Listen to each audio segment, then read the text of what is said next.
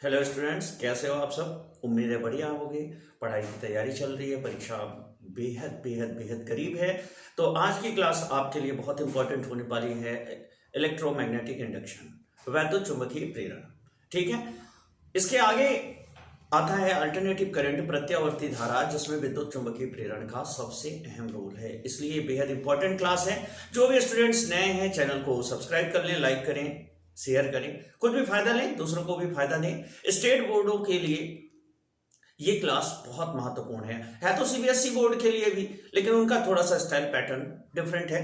तो state board के जितने भी स्टूडेंट्स हैं उनके लिए ये क्लास बहुत ही फायदेमंद होने वाली है। तो आइए देखते हैं विद्युत चुंबकीय प्रेरण, जिसमें पहली चीज आती है कि चुंबकीय फ्लक्स क्या है।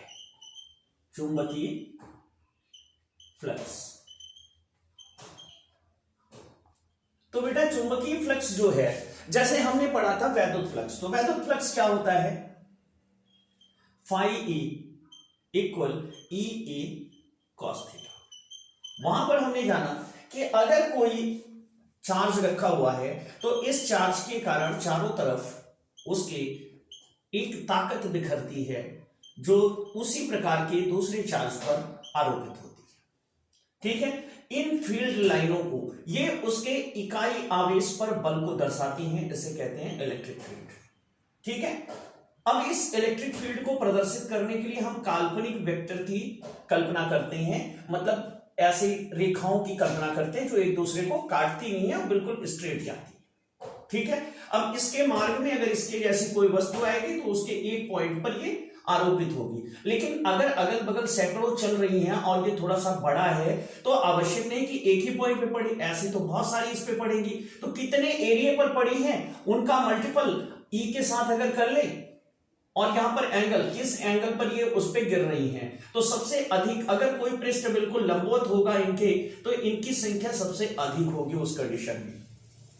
तो वैद्युत क्षेत्र रेखाओं के लंबवत किसी पृष्ठ के इकाई क्षेत्रफल से जितनी वैद्युत बल रेखाएं गुजरती हैं उन्हें वैद्युत फ्लक्स कहते हैं। तो सेम यही कंडीशन क्या होता है, मैग्नेट में होता है, चुंबक में होता है। ठीक है। अब यहां पर मान लो हम कोई चुंबक रखते हैं, तो आप जानते हैं कि अगर कोई चुंबक रखा जाए तो इस चुंबक के चारों तरफ चुंबकीय क्षेत्र स्थापित हो जाता है और यहां पर चुंबकीय बल रेखाएं निकलती है। माने कोई अगर मैग्नेट रखा जाए, एक दूसरा मैग्नेट रखा जाए, तो उस पर ये इस तरीके से फोर्स लगाती है कि मैग्नेट, अगर चुंबक की एक सुई बनाई जाए तो सुई कहीं रखी जाए तो यहां पे उसका डायरेक्शन ऐसे रहेगा, तो यहां पर उसका डायरेक्शन ऐसे रहेगा, यहां रखें तो उसका डायरेक्शन ऐसे रहेगा, यहां रखते हैं तो उसका डायरेक्शन ऐसे होगा। मतलब अलग अलग जगह पे उसके डायरेक्शंस बदलते जाएंगे और ये डायरेक्शन घूम फिर करके नॉर्थ से निकलकर साउथ की ओर एंट्री करेंगे, ऐसे। ठीक है। तो अगर हम इन्हें मिलाते हैं तो इस तरीके से बल रेखाएं निकलती हैं जो एक दूसरे को काटती नहीं है, और ऐसा प्रतीत होता है जैसे वो नॉर्थ से निकल करके साउथ में समा रही हो। ठीक है।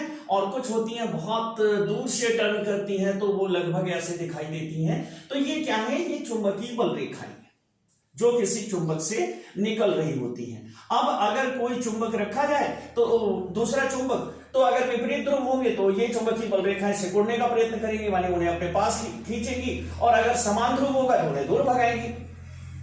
ठीक है। अब अगर यहां पर वो वस्तु थोड़ा बड़ी हो और उसमें पृष्ठ हो और वो यहां पे रख दी जाए इस तरीके से, तो क्या है कि इसके अंदर से होकर के बल रेखाएं गुजर रही हैं। ठीक है। तो इसके, अगर ये पृष्ठ के लंबवत, ये क्षेत्र रेखाओं के पृष्ठ लंबवत है, उस अवस्था में इस पृष्ठ के इकाई क्षेत्रफल से जितनी चुंबकीय बल रेखाएं गुजरती हैं उन्हें चुंबकीय फ्लक्स कहेंगे। ठीक है। अब यहां पर जैसे मान लो हमारे पास ये एक पृष्ठ है इस तरीके का, अब ये पृष्ठ हमने ऐसे रख दिया बल रेखाओं के लंबवत, तो देखो ये जो पृष्ठ होते हैं, इन पृष्ठों का ये तो तल है, ऐसे ऐसे इस पे कोई चीज रख दो टेबल के ऊपरी भाग की तरह, ये तो एक तल है, लेकिन इसका जो क्षेत्रफल है उसको हमने सदिश मान रखा है। और गॉस चचा ने ये सारा खेल किया, उन्होंने कहा कि सदिश रूप में दिखाने के लिए पृष्ठ को एक क्षेत्रफल वेक्टर की तरह उन्होंने दिखा दिया कि माने जो इसका एरिया है उसका डायरेक्शन किधर को है, इधर को है, तुम्हारी ओर को। पृष्ठ क्षेत्रफल, ये जो बाहर वाला हिस्सा है, इसका पृष्ठ क्षेत्रफल वेक्टर इधर को है और इसका पृष्ठ क्षेत्रफल वेक्टर इधर को है। तो अब मान लो ये रेड पेन जो है वो चुंबकीय क्षेत्र को दर्शा रही है, ठीक है। ये रेड पेन चुंबकीय क्षेत्र को दर्शाती है और ये ब्लैक पेन जो है वो इस पृष्ठ के क्षेत्रफल वेक्टर को दर्शाती है, ठीक है। तो अब यहां पर दोनों क्या है, दोनों समांतर हैं। पृष्ठ का क्षेत्रफल वेक्टर और चुंबकीय क्षेत्र का वेक्टर दोनों समांतर है, ठीक है। लेकिन यहां पर बहुत बड़ी गलती होती है हमसे, यहां पर हम बहुत बड़ी गलती करते हैं, तल और क्षेत्रफल दोनों को समान चीज मान बैठते हैं। अब मान लीजिए ऐसे है, ठीक है, तो इस दशा में क्या है कि क्षेत्रफल, अब ये ऐसे रखा हुआ है, ठीक है, इसका क्षेत्रफल वेक्टर जो है वो यहां पर है और ये है रहा हमारा क्षेत्र। तो दोनों की डायरेक्शंस सेम है, लेकिन अगर क्षेत्रफल जो है, ये जो पृष्ठ है, अगर इसे हम झुकाते जाएं इस तरीके से, अभी क्या देख रहे हैं आप, अभी समांतर है, ठीक है। एक मिनट में इसको ढंग से पकड़ लूं, ये थोड़ा सा पकड़ने में दिक्कत करता है, ठीक है। अब ये दोनों समांतर हैं, लेकिन जैसे जैसे इस तल को हम घुमाते जाएंगे तो यहां पर आप देख पा रहे हैं कि तल तो समांतर हो गया, लेकिन जो क्षेत्रफल वेक्टर था उसकी डायरेक्शन बदल गई है, वो बिल्कुल इसके साथ 90 हो गया है, ठीक है। तो यहां पर तल अगर ऐसे रखते हैं तो इसका तल तो लंबवत है लेकिन क्षेत्रफल वेक्टर समांतर है। तो ध्यान रहे यहां तल की बात हो रही है, अगर पृष्ठ का तल लंबवत होगा तो जो चुंबकीय फ्लक्स होगा वो होगा phi b इक्वल BA, यानी एक चुंबकीय बल रेखा की ताकत इनटू A, और पृष्ठ अगर झुका हुआ है क्षेत्र के साथ, ठीक है, जैसे ये क्षेत्र है और यहां पर ये पृष्ठ है, ये बिल्कुल लंबवत है तो इसमें से होके जा रहा है, लेकिन कहीं कहीं पर ऐसा भी हो सकता है कि ये जो क्षेत्र है वो कुछ इस तरीके से हो जाए, इसके साथ झुक जाए। यहां पे सही नहीं बना फिगर, हम फिर से बनाते हैं।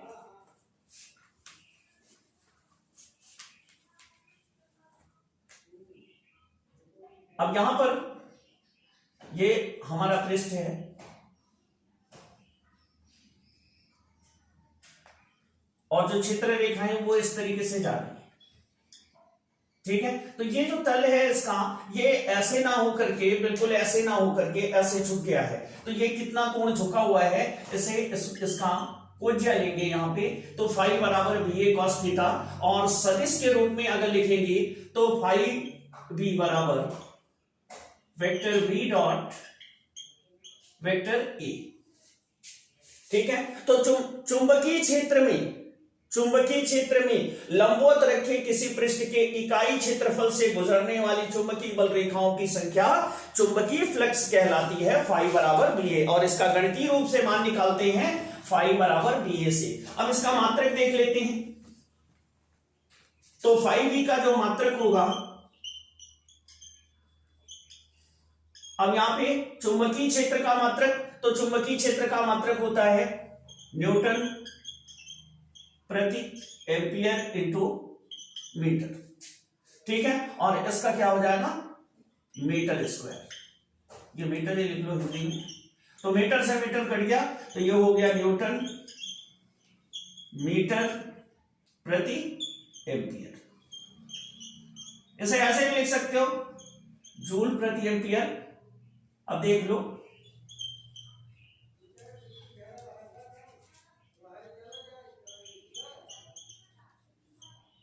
या फिर ऐसे वेबर भी लिखते हैं, ठीक है। तो आगे चुंबकीय फ्लक्स ने ऐसा करिश्मा दिखाया कि आज की दुनिया बिल्कुल उस करिश्मे से लाभान्वित हो रही है। तो चुंबकीय फ्लक्स जब परिवर्तित होता है, चुंबकीय फ्लक्स जब घटता बढ़ता है, तो वो चालकों के साथ एक विशेष प्रकार का रिएक्ट करता है, एक विशेष प्रकार से रिएक्ट करता है।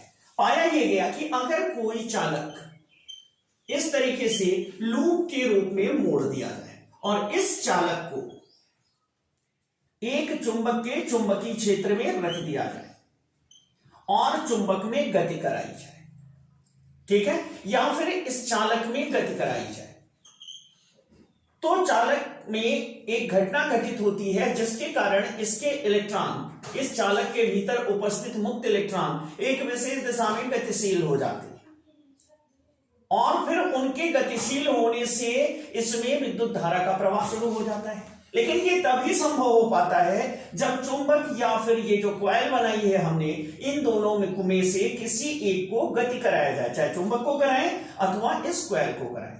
होता ये है, प्रयोगों में ये देखा गया कि हो ये रहा है कि जब चुंबक को आगे पीछे गति कराते हैं तो चुंबक से निकलने वाली जो भी बल रेखाएं होती हैं, कॉइलों के प्रति इकाई क्षेत्रफल के साथ उनके संख्याओं में कमी और बढ़ोतरी होती रहती है। ठीक है, जब इसको हम आगे पीछे चलाते हैं तो जो हमारी चुंबकीय बल रेखाएं हैं, इन कॉइलों के भीतर से गुजरने वाली चुंबकीय बल रेखाओं की संख्या में लगातार परिवर्तन होता है, अर्थात चुंबकीय फ्लक्स में परिवर्तन होता है। कॉइल के क्षेत्रफल से बंधी हुई जो चुंबकीय बल रेखाएं हैं उनकी संख्या घटती बढ़ती है, तो संख्या घटे बढ़ेगी तो चुंबकीय फ्लक्स में परिवर्तन होता है। इसके परिवर्तन के परिणाम स्वरूप इसमें आवेशों पर एक बल आरोपित हो जाता है और आवेश एक विशेष दिशा में गति करने लगते हैं, किसी भी दिशा में नहीं, एक विशेष दिशा में। और वो जब एक विशेष दिशा में चलने वाले जो आवेश हैं उन्हें प्रेरित आवेश कहते हैं। और आवेशों के चलने के कारण इस चालक में अगर ये एक बंद परिपथ है तो इसमें धारा का प्रवाह शुरू हो जाता है। इस घटना को विद्युत चुंबकीय प्रेरण कहते हैं और जो धारा उत्पन्न होती है उसे प्रेरित धारा कहते हैं।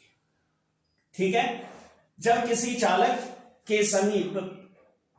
चालक को किसी चुंबकीय क्षेत्र में रखकर चालक और अथवा चुंबकीय क्षेत्र के बीच सापेक्ष गति कराई जाए तो चालक के क्षेत्रफल से बद्ध चुंबकीय फ्लक्स रेखाओं की संख्या में निरंतर परिवर्तन होता है, जिसके परिणाम स्वरूप चालक में आवेश एक विशेष दिशा में चलने के लिए प्रेरित होते हैं। उन्हें प्रेरित आवेश तथा चालकों की गतिशीलता के कारण इसमें विद्युत धारा उत्पन्न होती है, जिसे प्रेरित धारा कहते हैं। ठीक है, और यह घटना विद्युत चुंबकीय प्रेरण कहलाती है। तो इस तरीके से हमने विद्युत धारा को संचालन करने का एक नया रास्ता खोज निकाला। ठीक है, कि एक चुंबक को एक चालक के समीप रख करके दोनों में से किसी एक में सापेक्ष गति कराएं तो इसमें विद्युत धारा उत्पन्न हो जाती है। अब यहां पर ये देखा गया कि जो उत्पन्न धारा होती है उसकी दिशा सदैव ऐसी होती है कि वह अपनी ही उत्पत्ति का विरोध करती है। कैसे? जब हम चुंबक को इसके समीप लाते हैं तो इसमें जो विद्युत धारा की गति होती है वो गति इस प्रकार की होती है कि वो इसे स्वयं एक चुंबक बना देती है और उसका जो चुंबकीय ध्रुव होता है चुंबक के समीप वाले ध्रुव के समान हो जाता है, ताकि ये चुंबक इसकी ओर गति ना कर सके। अगर इसे हम इधर को गति कराएंगे तो यहां इसमें जो धारा उत्पन्न होगी उसकी डायरेक्शन ऐसी होगी। ठीक है, इस तरीके से ऐसे। ठीक है, मतलब यूं चलेगी ताकि ये सिरा को क्या बन जाए, साउथ बन जाए, और ये ऑलरेडी साउथ ही है, दोनों के बीच रिपल्सन लगेगा और यहां पर इसे आप आगे की ओर धकेल नहीं पाएंगे। और जब अगर धकेलना है तो फिर ताकत लगानी पड़ेगी, और अगर ताकत नहीं लगाएंगे तो आप इसे धकेल नहीं पाएंगे और इसकी सापेक्ष गति समाप्त हो जाएगी और धारा का प्रवाह रुक जाएगा। और अगर आप इसे, अब मान लो आपने इसे धकेल ही दिया तो धकेलने के बाद प्रेरित आवेश चल करके थम जाएंगे क्योंकि ये स्थिर हो जाएगा। लेकिन जैसे ही आप इसे वापस खींचेंगे तो इसमें परिवर्तन फिर शुरू होगा और इस बार परिवर्तन का विरोध करने के लिए वो धारा की दिशा को बदल देगा इस तरीके से, मतलब ऐसे कर देगा ताकि ये नॉर्थ बन जाए और ये इसे अपने से दूर ना जाने दे और दोनों एक दूसरे को आकर्षित करें और इसकी सापेक्ष गति रुक जाए। अर्थात विद्युत धारा स्वयं उस कारण का विरोध करती है जिससे वह उत्पन्न होती है। इसे लेंज का नियम कहते हैं। ठीक है, इसे लेंज का नियम कहते हैं। तो विद्युत चुंबकीय प्रेरण की ये घटना ओर्स्टेड ने देखा तब भी होती है जब इसके समीप किसी चुंबकीय क्षेत्र को ना, मतलब जो हमारे ये लौह चुंबक होते हैं इन्हें ना रख करके इनके समीप कोई कॉइल रखी जाए सेम इसी तरीके की और उसमें विद्युत धारा प्रवाहित की जाए तो उन्होंने पाया कि यह घटना तब भी घटती है। ठीक है, यह घटना तब भी घटती है। आइए उसको थोड़ा सा समझ लेते हैं, फिर आगे बढ़ते हैं फैराडे लॉ पे। अब यहां पे देखा गया कि जब कुंडली में धारा प्रवाहित करते हैं तो कुंडली में धारा प्रवाहित करने के साथ कुंडली के आसपास चुंबकीय क्षेत्र उत्पन्न होता है। गतिमान आवेश के कारण चुंबकीय क्षेत्र उत्पन्न होता है और यह चुंबकीय क्षेत्र अगर धारा परिवर्तनीय है तो चुंबकीय क्षेत्र लगातार बदलता रहेगा। ठीक है, तो धारा प्रवाहित करने से इसके बगल दूसरी कॉइल में प्रेरित धारा उत्पन्न हो जाती है। लेकिन ये देखा गया कि ये तभी तक रहता है जब तक इसमें प्राथमिक कुंडली में धारा बहती रहती है, तब तक द्वितीय कुंडली में भी प्रेरित धारा उत्पन्न होती है। जैसे ही धारा बंद हो जाती है, यहां भी प्रेरित धारा बंद हो जाती है। ठीक है, इसके आधार पर लेंज ने एक नियम दिया, लेंज का नियम बड़ा फेमस है कि प्रेरित आवेश अथवा प्रेरित धारा की दिशा सदैव ऐसी होती है कि वह उस कारण का विरोध करती है जिससे वह स्वयं उत्पन्न होती है। ठीक है, प्रेरित धारा अथवा प्रेरित आवेश की दिशा सदैव ऐसी होती है कि वह जिस कारण से उत्पन्न होती है उसका विरोध करती है। ठीक है, आइए अब इस पर देखते हैं फैराडे के विद्युत चुंबकीय प्रेरण के नियम। ठीक है, तो फैराडे ने विद्युत चुंबकीय प्रेरण के दो नियम दिए हुए हैं यहाँ पे। दूसरा नियम तो उनके लेंज के नियम से ही मिलता है, सेम वही नियम उनका भी है कि विद्युत धारा की दिशा सदैव ऐसी होती है कि वह उस कारण का विरोध करती है जिससे वह स्वयं उत्पन्न होती है। और इनका फैराडे का जो प्रथम नियम है,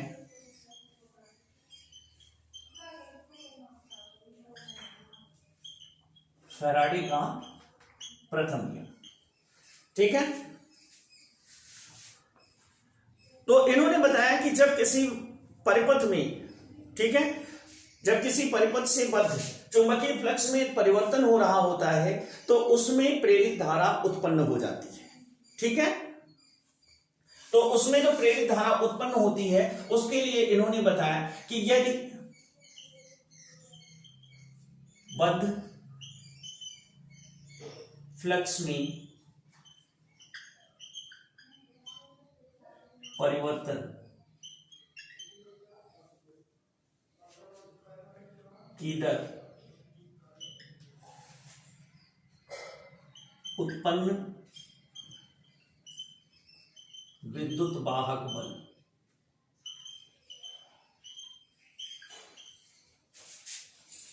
के ऋणात्मक दर के बराबर होती है।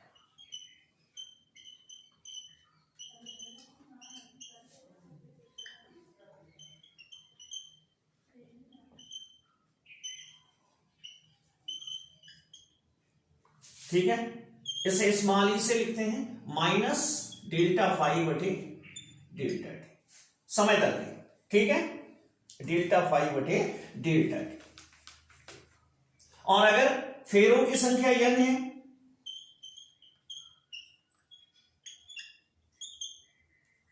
कैपिटल एन, तब E बराबर minus N delta phi upon delta T. ये है फैराडे का फर्स्ट लॉ।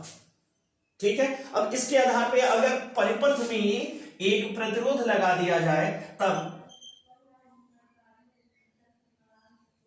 यदि परिपथ में प्रतिरोध R हो तब धारा I बराबर E अपान R। अब संख्यात्मक रूप में अगर रखें तो I बराबर होगा N delta five upon delta T into 1 अपान R। ठीक है, ये हो गई हमारी धारा I। आवेश कितना होगा? Q equal I into delta T. तो यहां पे आवेश का भी मान रख सकते हैं। ठीक है, इसे प्रेरित विद्युत वाहक बल कहेंगे, इसे प्रेरित धारा कहेंगे, और ये हो गया हमारा प्रेरित आवेश N डेल्टा फाइव। अब देखो भैया डेल्टा टी से तो डेल्टा टी निपट गया बटे R। ठीक है, और इसे लिख सकते हैं delta N five upon R। इसे लिख सकते हैं फ्लक्स ग्रंथिकाओं की संख्या बटे प्रतिरोध। ठीक है, तो ये तीन चीजें हो गई जो फैराडे के फर्स्ट लॉ को बताती हैं। तो फैराडे का फर्स्ट लॉ क्या कहता है? जब किसी परिपथ से बद्ध चुंबकीय फ्लक्स में परिवर्तन हो रहा होता है तो परिपथ में प्रेरित विद्युत वाहक बल फ्लक्स की परिवर्तन की दर उत्पन्न विद्युत वाहक बल के ऋणात्मक दर के बराबर होती है। ठीक है, अगर चुंबकीय क्षेत्र में कोई चालक रखा गया है और उस चालक से गुजरने वाले या उस चालक से बंधे हुए बद्ध चुंबकीय फ्लक्स में परिवर्तन हो रहा होता है तो उस चालक में उत्पन्न विद्युत वाहक बल दर, उत्पन्न विद्युत वाहक बल, ठीक है, फ्लक्स में परिवर्तन की ऋणात्मक दर के बराबर होता है। ठीक है, अब इसमें कुछ सवाल देख लेते हैं, फिर आगे बढ़ते हैं। तो पहला क्वेश्चन जो है वो चुंबकीय फ्लक्स पर आधारित है। तो पहला क्वेश्चन है, एक आयताकार लूप है और लूप की लेंथ और विड्थ की जो नाप है वो हमें दी गई है 0.04 गुणे 0.05 मीटर। ठीक है, तो यहां पे एरिया जो मिलेगा वो हो जाएगा, देखो इस पे 2 घात है, इस पे 2 घात है, तो 4 पंचे 20 गुणे 10 की घात -4 मीटर स्क्वायर, ये एरिया हो गया। और यहां पे कह रहा है कि 0.8 वेबर प्रति मीटर स्क्वायर, 0.8 वेबर प्रति मीटर स्क्वायर। ठीक है, के चुंबकीय क्षेत्र में रखा हुआ है, तो चुंबकीय फ्लक्स ज्ञात करना है फाई। 2 कंडीशन दिया है, थीटा इक्वल 0, तल क्षेत्र के समांतर है और तल क्षेत्र के लंबवत है, मानी जो वैद्युत क्षेत्र वो क्षेत्रफल वेक्टर है वो समानांतर है और वो लंबवत है, तो थीटा इक्वल 90। 2 कंडीशन है यहां पे। तो देखो पहला निकालेंगे, phi B equal B A cos theta.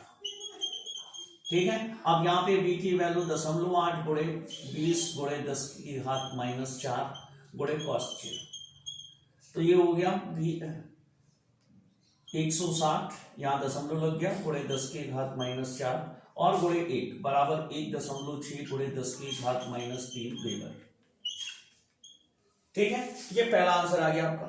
और दूसरा हो जाएगा second, phi B equal B A cos theta, फिर वैल्यू को रखना है, बी यहाँ पे 0.8 है और ए जो है 20 गुणे 10 की घात -4 गुणे cos 90, और cos 90 का मान 0 होता है, तो पूरा 0 हो गया। ठीक है, तो सिंपली ऐसे क्वेश्चंस आते हैं और किसके आधार पर आप प्रेरित धारा, प्रेरित आवेश तथा विद्युत वाहक बल ये भी ज्ञात करते हैं। विद्युत वाहक बल क्या होता है, ये भी एक क्वेश्चन है, ये पीछे के चैप्टरों में था। इकाई आवेश को पूरे परिपथ में संचालन के लिए जितने विभव की आवश्यकता होती है, जितनी ऊर्जा खर्च होती है, उसे विद्युत वाहक बल कहते हैं। ठीक है, ऐसे ही एक दूसरा क्वेश्चन है, एरिया दिया हुआ है 20 गुणे 30 सेंटीमीटर स्क्वायर, 20 गुणे 30 सेंटीमीटर स्क्वायर, तो इसे मीटर स्क्वायर में चेंज कर लेते हैं, ये हो गया 600 गुणे 10 की घात -4 मीटर स्क्वायर, यानी 6 गुणे 10 की घात -2 मीटर स्क्वायर। और यहां पे कह रहा है कि आयताकार लूप चुंबकीय क्षेत्र जिसकी तीव्रता 0.3 वेबर प्रति मीटर स्क्वायर है। ठीक है,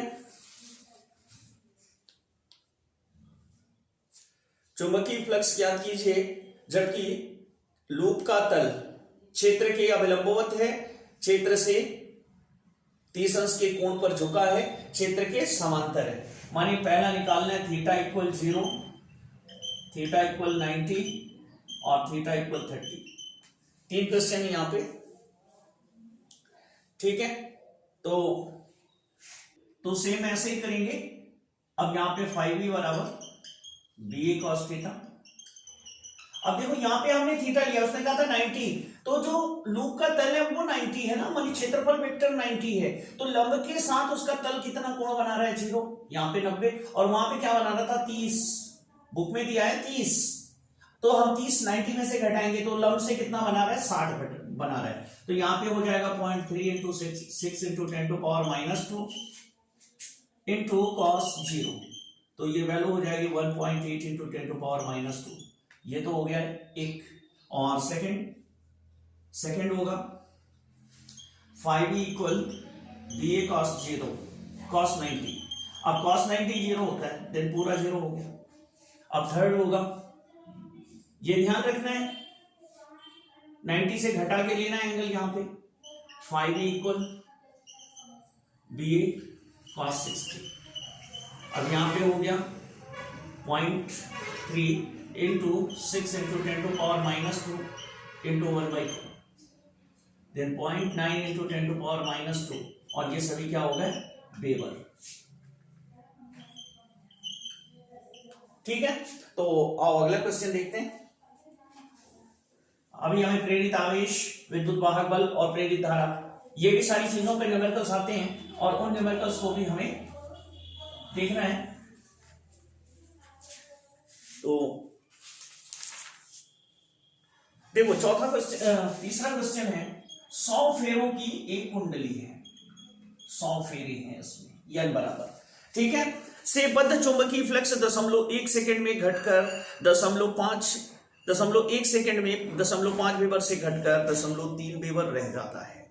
कुंडली के सिरों के बीच प्रेरित विभवांतर का मान ज्ञात कीजिए। φ1 0.5 weber, φ2 0.3 weber, delta T 0.1 second. ठीक है, अब E निकालना है, प्रेरित विद्युत वाहक, तो E equal -n delta phi माने डिफरेंस अपॉन डेल्टा टी, तो ये हो गया -n100 हो गया into 0.5 minus 0.3 upon delta T 0.1, यहां पे -100 इंटू 0.2 बाई 0.1। ठीक है, अब ये हो जाएगा -20 200 वोल्ट। ठीक है, तो आंसर आपका आया 200 वोल्ट। और देखते हैं सवाल, ताकि आपको क्लियर हो जाए कि कैसे क्वेश्चंस आते हैं और उनका कॉन्सेप्ट क्या होता है।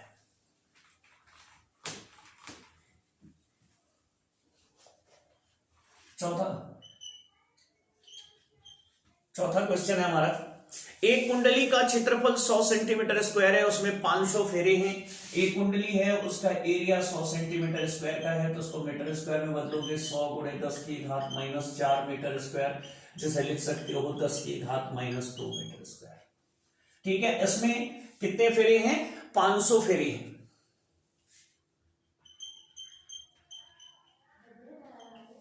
फेरे। यदि कुंडली के तल के लंबवत चुंबकीय क्षेत्र 0.1 सेकंड में 0.2 वेबर से घटकर शून्य हो जाए, तो कुंडली में प्रेरित विद्युत वाहक बल का औसत मान ज्ञात कीजिए। Delta T 0.1 second. ठीक है, और चुंबकीय क्षेत्र है यहां पर 0.2 वेबर प्रति मीटर स्क्वायर। चुंबकीय क्षेत्र V1 बराबर 0.2 वेबर प्रति मीटर स्क्वायर, और V2 है 0। ठीक है, अब क्वेश्चन एक बार फिर से पढ़ देते हैं। एक कुंडली का क्षेत्रफल 100 सेंटीमीटर स्क्वायर है तथा उसमें 500 फेरे हैं। यदि कुंडली के तल के लंबवत चुंबकीय क्षेत्र 0.1 सेकंड में 0.2 वेबर प्रति मीटर स्क्वायर से घटकर 0 हो जाए, तो कुंडली में प्रेरित विद्युत वाहक बल का औसत मान ज्ञात कीजिए। तो यहाँ पे φ1 φ2 नहीं है हमारे पास, और ये तल के लंबवत रखा हुआ है, तो माने थीटा बराबर 0। तो φ1 बराबर B1A cos 0। तो यहां पे क्या हो गया, 0.2 गुणे A जो है वो 100 × 10⁻⁻2 मीटर स्क्वायर है, 10⁻⁻2 वेबर। ठीक है, यानी 2 × 10⁻³ वेबर, और φ2 क्या हो गया, वो 0 हो गया। ठीक है, तो डेल्टा फाई कितना आया, डेल्टा फाई आया 2 × 10⁻³ और डेल्टा टी कितना है, 0.1 सेकेंड है। तो यहां पे अब निकालेंगे हम E बराबर -n delta phi upon delta T. अब -n100 हो गया, डेल्टा फाई 2 × 10⁻³ हो गया बटे 0.1। ठीक है, तो यहाँ पे ये 2 घात से 1 ये खत्म हो गया, और ये घात -1 होगी, ऊपर जाएगी +1 हो जाएगी, यानी कैंसिल हो गया, और यहां E आया 2 वोल्ट। ठीक है, तो कुल E जो है हमारा, नहीं यहाँ पे 500 है, सॉरी यहाँ पे 500 है, तो 500 का गुणा होगा, तो 500 दूना 1000। ठीक है, 10 वोल्ट। ठीक, तो इस तरीके से हमारा आंसर 10 वोल्ट आया। अब आगे सवाल देखते हैं।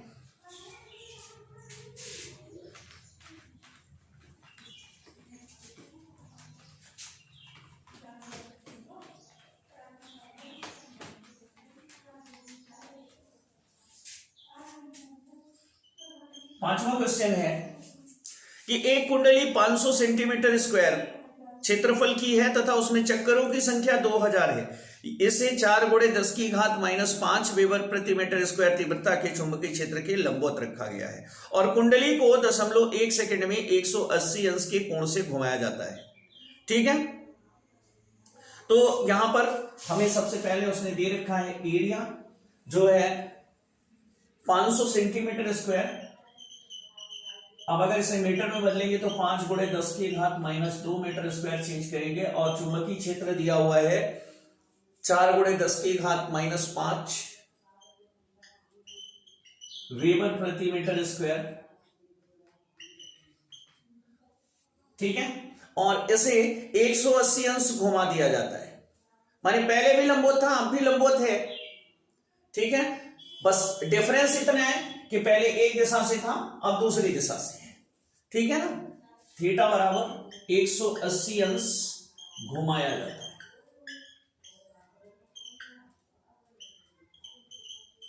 तो यहां जो डेल्टा फाइव भी बनेगा वो बनेगा VA cos 0, delta five VA cos 0 minus VA cos 180, ये -1 हो जाएगा माने माइनस माइनस प्लस अर्थात ये 2VA होगा, ये आ जाएगा आपका डेल्टा फाइव। ठीक है, आगे कहता है 0.1 सेकेंड में घुमाया गया है यानी डेल्टा T बराबर 0.1 सेकेंड। अब ये कह रहे हैं कि उत्पन्न विद्युत वाहक बल ज्ञात करो, T निकाल दो भैया क्या कितना है, और उसके साथ कह रहा है कि अगर संपूर्ण परिपथ का प्रतिरोध 20 ओम हो, R बराबर 20 ओम। ठीक है, तो इसमें निकाल लो आवेश कितना चल रहा है। तो चलो पहले डेल्टा फाइव भी निकालते हैं। डेल्टा फाइव भी इक्वल टू इंटू बी की वैल्यू है 4 गुणे 10 की घात -5 और ए है 5 गुणे 10 की घात -2, तो ये हो गया 5 और 20 दूना 40। ठीक है, गुणे 10 की घात -7, ये हो गया 4 गुणे 10 की घात -6 मीटर। अब ये मिल गया आपको डेल्टा फाइव। ठीक है, फेरे यहां दिए हुए हैं यंग बराबर, फेरे हैं हमारे 2000। तो अब यहां पे निकालेंगे E equal -n into delta five ई अपॉन डेल्टा टी। तो वैल्यू रखते हैं, E इक्वल हो गया -n 2000 है हमारा इंटू डेल्टा फाइव ई 4 गुणे 10 की घात -6 बटे 0.1। तो देखो 3 घात ये हो गई, 1 ये हो गई, 4 ऊपर गई, तो ये हुआ -8 गुणे 10 की घात -2 यानी -0.08 वोल्ट। अब संख्यात्मक रूप से E बराबर 0.08 वोल्ट। ये कैसे आया? संख्यात्मक रूप से, संख्यात्मक रूप से इसकी वैल्यू हो गई 0.08 वोल्ट। ठीक है, अब हमें निकालना है आवेश, आवेश क्यों, तो इधर क्लियर कर लेते हैं।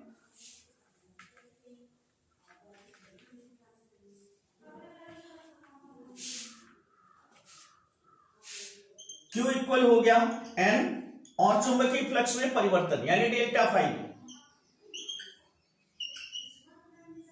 बटे प्रतिरोध R।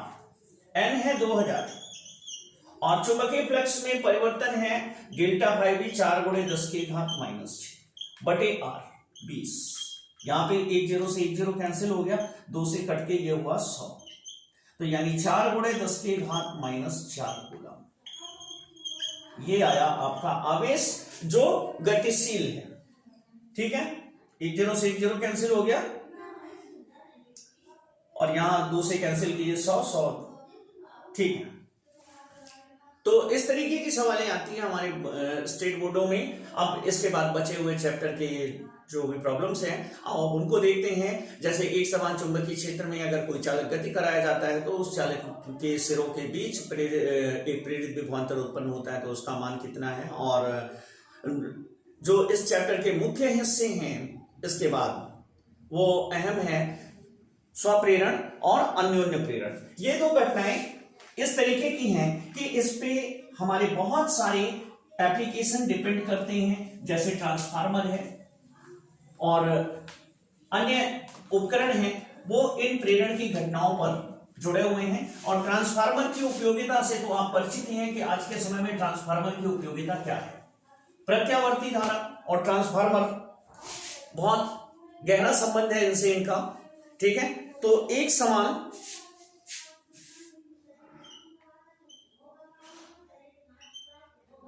चुंबकीय क्षेत्र में गतिमान चालक के शिरों के मध्य उत्पन्न प्रेरित विद्युत वाहक बल,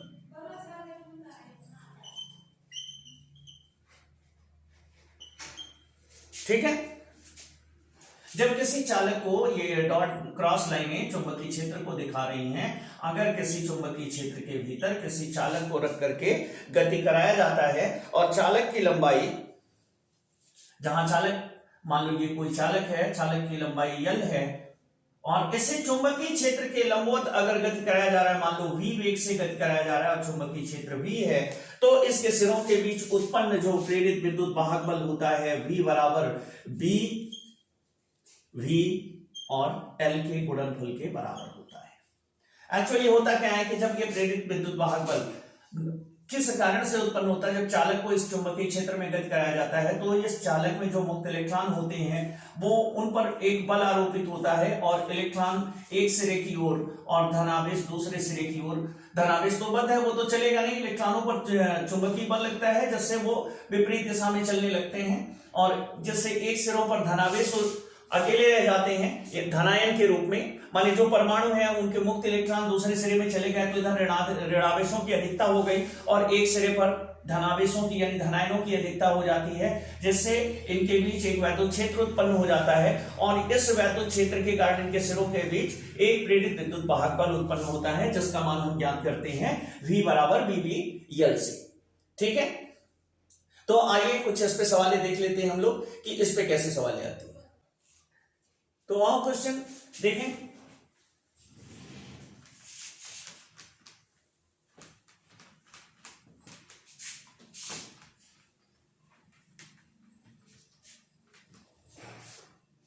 अब जैसे क्वेश्चन है 50 सेंटीमीटर लंबा L बराबर 50 सेंटीमीटर लंबा मतलब 0.5 मीटर लंबा एक तार 0.8 न्यूटन प्रति एम्पियर इंटू मीटर के एक समान चुंबकीय क्षेत्र में अपनी लंबाई तथा चुंबकीय क्षेत्र दोनों के लंबवत 2 मीटर प्रति सेकंड के वेग से गतिमान है, ठीक है। मतलब ये चुंबकीय क्षेत्र अगर नीचे से ऊपर को माने, ठीक है, और इसकी लंबाई ये है, तो अगर ये इसमें से ऐसे जा रहा है, ठीक है ना, तो चुंबकीय क्षेत्र के भी लंबवत चल रहे हैं, फील्ड तो ऊपर की ओर है, ये उंगली के डायरेक्शन में, ये चल इधर को रहा है, इसकी लंबाई इधर को है, देखो क्षेत्र इधर को, लंबाई इधर को और इसके चलने का डायरेक्शन इधर को, ठीक है, तीनों परस्पर लंबवत हैं। तो चुंबकीय क्षेत्र जो है V बराबर 0.8 न्यूटन प्रति एम्पियर इंटू मीटर है और ये 2 मीटर प्रति सेकंड के वेग से गतिमान है, ठीक है। तो उत्पन्न प्रेरित विद्युत वाहक बल होगा V बराबर VBL। V है 2 मीटर और B है 0.8 और ये है 0.5, इतना वोल्ट। तो 8 पंचे 40, 2 गुणे 0.4 वोल्ट, यहां हो गया 0.8 वोल्ट, ठीक है। तो ये निकल आया हमारा। और दोबारा कह रहे हैं कि क्षेत्र के समांतर है, मतलब अभी यहां पे क्या हो गया, जब क्षेत्र के समांतर गति करेगा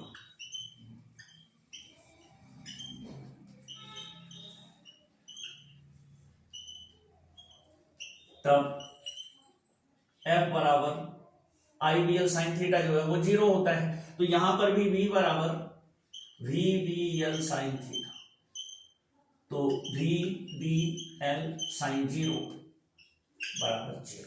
इस स्थिति में शून्य आएगा। ठीक है, ऐसे ही एक मिलती जुलती सवाल है। अब इसमें कह रहा है कि एक कार की धुरी 2.4 मीटर लंबी है, यानी जो लेंथ है वो चेंज कर रहा है। एक कार चल रही है, उसकी धुरी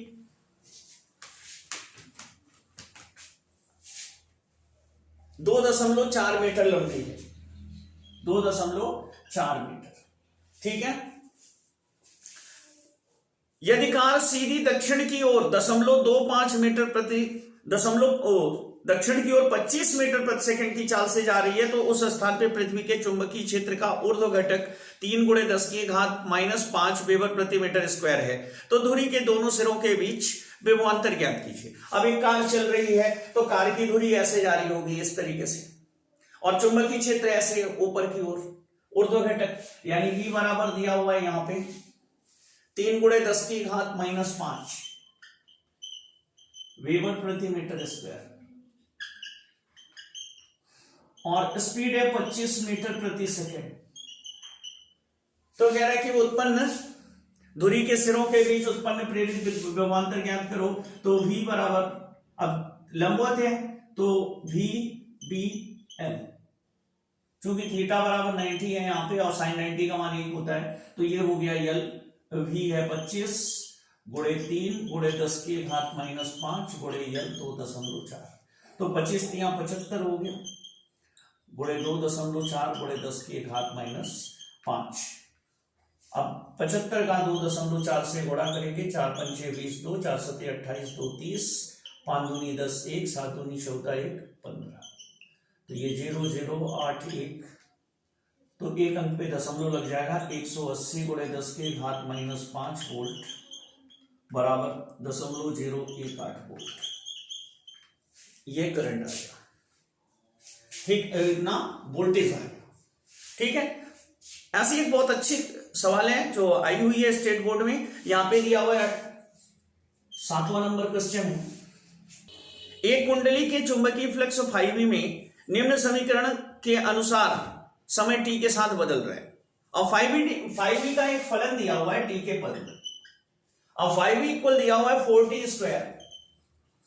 + 10t + 5 मिली वेबर। ठीक है, अब क्या कह रहा है कि 4 सेकंड में प्रेरित विद्युत वाहक बल ज्ञात करो। 4 सेकंड t बराबर, ठीक है, प्रेरित विद्युत वाहक बल E = वॉट, तो E = -dφ/dt होगा। अब चूंकि फेरे तो है नहीं, सिंगल है, तो यहां पे हो जाएगा E = 4 dt²/dt plus 10 d/dt dt/dt plus 5 d1/dt। तो ये क्या हो गया, इतना पूरा, इसका अवकलन कर देंगे t के सापेक्ष, तो ये हो गया -8t + 10। अब E बराबर, t 4 सेकंड है, तो E बराबर हो गया -8 × 4 + 10, इतना मिली वोल्ट। तो ये हो गया 8 × 4 = 32, 10 42, -42 मिली वोल्ट। हाँ, संख्यात्मक रूप से माइनस जो है वो हटा देंगे इसका। ठीक है, तो इस तरीके की सवाल आती हैं किसी भी चुंबकीय क्षेत्र में गतिमान चालक पर उत्पन्न प्रेरित विद्युत वाहक बल की। तो आइए आगे जो थ्योरी में बचा हुआ है उसको करते हैं। तो अगला हमारा मुख्य टॉपिक है स्वप्रेरण। स्वप्रेरण की घटना क्या होती है, जब किसी कुंडली में हम धारा प्रवाहित करते हैं तो धारा एकाएक 0 से अपनी अधिकतम मान तक तो पहुंच नहीं जाती, उसे पहुंचने में कुछ माइक्रोसेकंड का समय लगता है। ठीक है, इतने समयांतराल में होता क्या है कि उस कुंडली में से जब धारा गुजर रही होती है तो उसके चारों ओर चुंबकीय क्षेत्र बनना शुरू होता है, उत्पन्न होना शुरू हो जाता है। और इस चुंबकीय क्षेत्र के उत्पन्न होते ही, अब चूंकि विद्युत धारा का मान लगातार बढ़ रहा होता है तो चुंबकीय क्षेत्र का भी मान बढ़ता है, घटते से 0 से अधिकतम होता जाता है। और जब धारा अपने अधिकतम मान पर पहुंच जाती है तो चुंबकीय क्षेत्र भी अधिकतम होकर के उसी पर अस्थायी हो जाता है।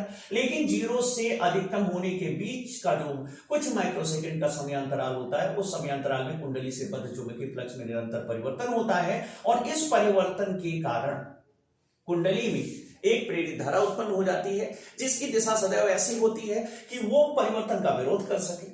वो परिवर्तन का विरोध कर सके। परिवर्तन क्या है? धारा जीरो से बढ़ रही है, अधिकतम हो रही है, तो अधिकतम होने का विरोध करे, जीरो कर दे। ठीक है, उस समय उसकी दिशा जो आपकी मुख्य धारा है इसके ठीक विपरीत होती है। ठीक है, लेकिन जब ये अस्थायी हो जाएगी तो प्रेरित धारा स्वतः खत्म हो जाएगी।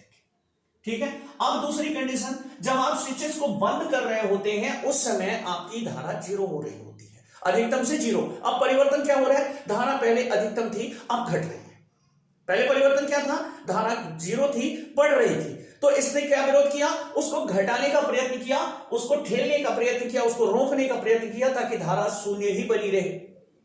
लेकिन आपकी मुख्य धारा तो बैटरी से जा रही है, तो अंततोगत्वा धारा अपने अधिकतम मान तक पहुंच गई और पहुंचने के बाद अस्थायी हो गई, तो प्रेरित धारा समाप्त हो गई। क्योंकि प्रयोगों में देखा गया कि प्रेरित धारा तभी तक रहेगी जब तक फ्लक्स में परिवर्तन होगा। अब दूसरी कंडीशन, जब स्विचेज बंद करते हैं तो स्विचेज बंद करने पर धारा अधिकतम थी, अब जीरो हो रही है, ये परिवर्तन हो रहा है। तो अब प्रेरित धारा की दिशा ऐसी हो जाएगी कि वो इसको अधिकतम ही बनाए रखे, जीरो ना होने दे।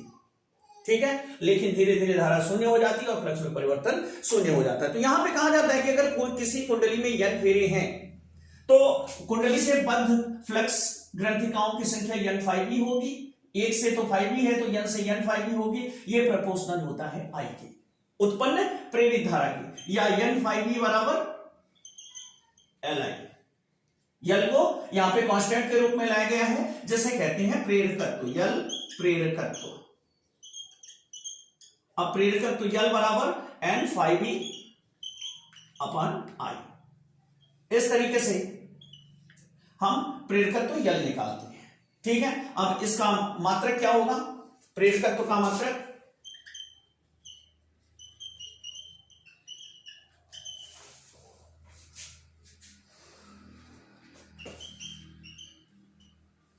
तो चूंकि यहां पे L बराबर है n5 अपॉन I, तो ये 5 क्या हो गया? 5 हो गया वेबर प्रति एम्पियर, और इसे हेनरी भी लिखते हैं, वेबर प्रति एम्पियर, और इसे क्या लिखते हैं? हेनरी भी लिखते हैं। ठीक है, तो अगला है जो हमारा वो है अन्योन्य प्रेरण।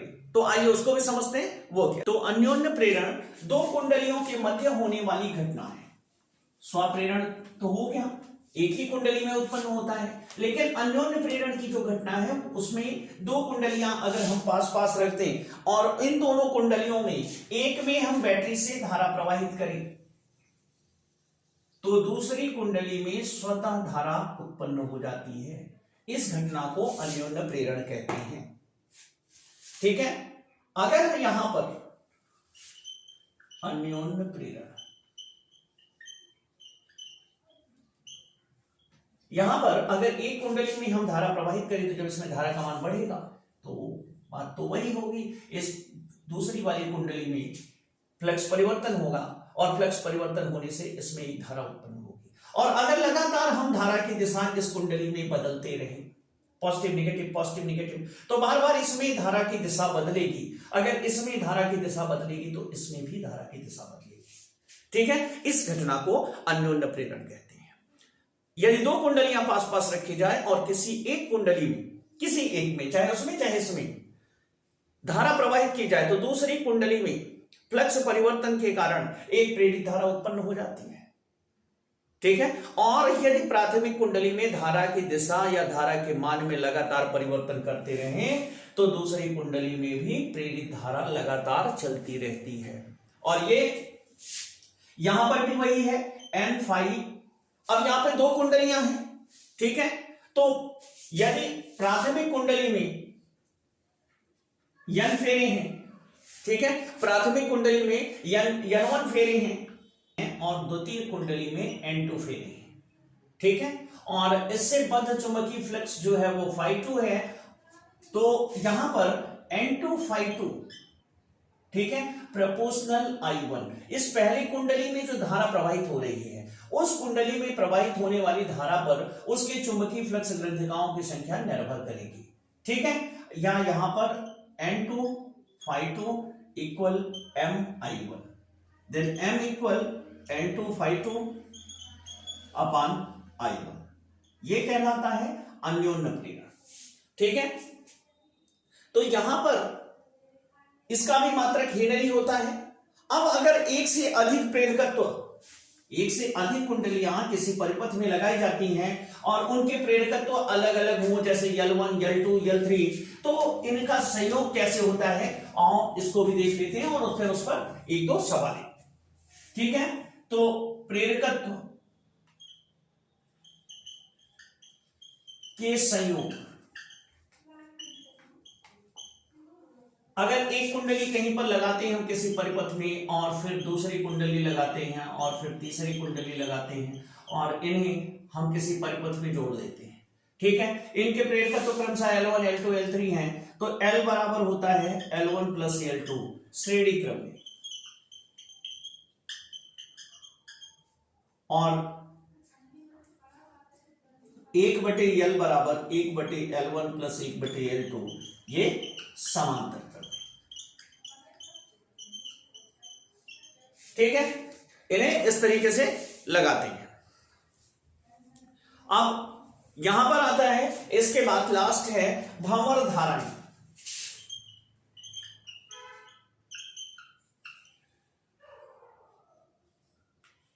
तो भंवर धाराएं क्या होती हैं?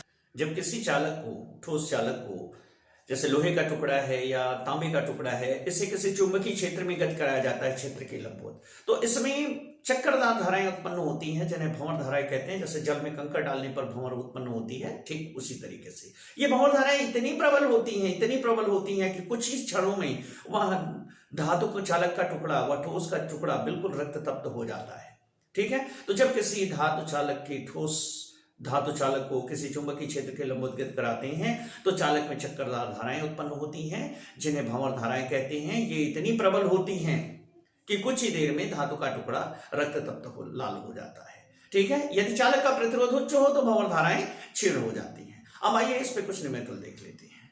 ठीक है, तो चलिए लास्ट के कुछ न्यूमेरिकल्स बचे हुए हैं, उन न्यूमेरिकल्स को हम यहां पे खत्म कर देते हैं, जिससे कि ये चैप्टर पूरी तरह से आपका क्लियर हो जाए और ये पता चल जाए आपको कि हमें इसे कैसे सॉल्व करना है। ठीक है, तो आओ देखते हैं।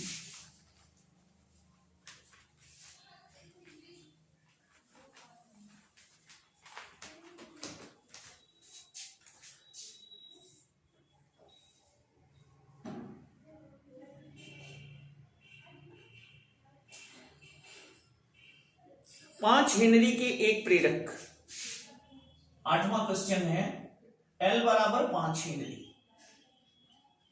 का एक प्रेरकत्व है जिसमें 0.1 सेकेंड में धारा T बराबर 0.1 सेकेंड में धारा बदलकर 0 से बढ़कर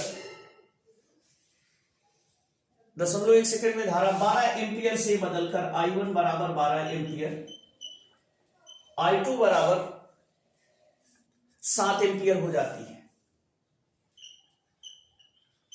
तो प्रेरित विद्युत वाहक बल निकालना है, E कितना होगा। ठीक है, तो L बराबर होता है -E upon delta I upon delta T। तो E बराबर हो गया -L, यहां पे ऋण चिन्ह जो है वो दिशा को प्रदर्शित कर रहा है, delta I upon delta T। ठीक है, अब यहां पे -L जो है वो है 5 हेनरी और डेल्टा I हो गया 12 - 7 और बटे 0.1। ठीक है, इतना वोल्ट। अब यहां पे ये E बराबर 10 से ऊपर गुणा कर लें तो ये हो गया -5 × 10 × 5 और बटे 1 हो गया, इतना वोल्ट। तो बराबर आया ये 250 वोल्ट। अब संख्यात्मक रूप में लेंगे तो ये 250 वोल्ट होगा। ठीक है, अब आगे देखते हैं क्वेश्चन। किसी कुंडली का स्वप्रेरण 3 मिली हेनरी है यदि इसमें 5 एम्पियर की विद्युत धारा प्रवाहित की जा रही है। ठीक है, 1 सेकेंड इसको क्लियर कर लेते हैं।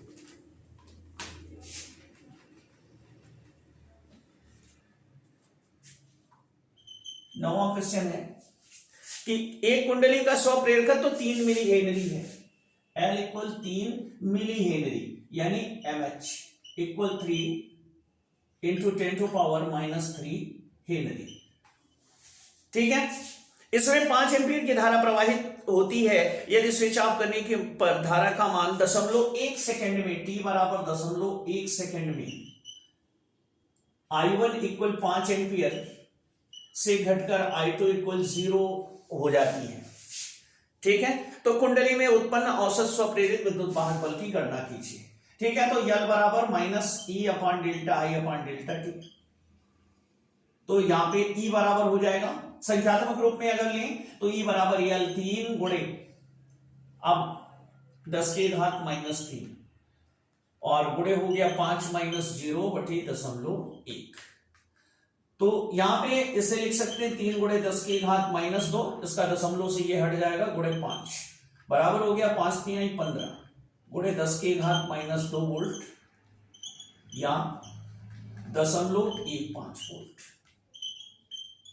ठीक है, तो इस तरीके से ये आपका प्रेरकत्व चैप्टर पूरा होता है और उम्मीद है आपको पढ़ने में आसानी करेगा, ये चैप्टर आपकी सहायता करेगा, आपकी मदद करेगा और परीक्षाओं में अच्छे अंक लाने के लिए आपको प्रेरित करेगा। ठीक है, तो मिलते हैं नेक्स्ट वीडियो प्रत्यावर्ती धारा में, तब तक पढ़ते रहिए, बढ़ते रहिए।